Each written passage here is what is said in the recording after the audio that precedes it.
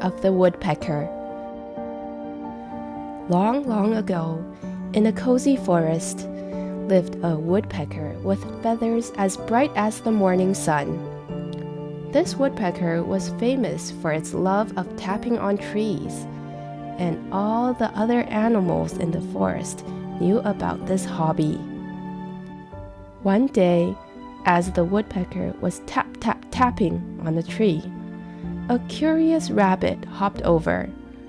The rabbit asked, "Little woodpecker, why do you tap on trees?"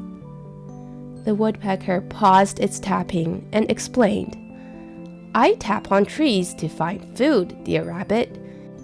You see, there are tasty insects hiding beneath the bark, and my strong beak helps me find them. But there's something even more special.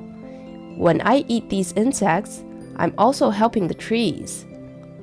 The rabbit was very interested. Its ears perked up. "How do you help the trees?"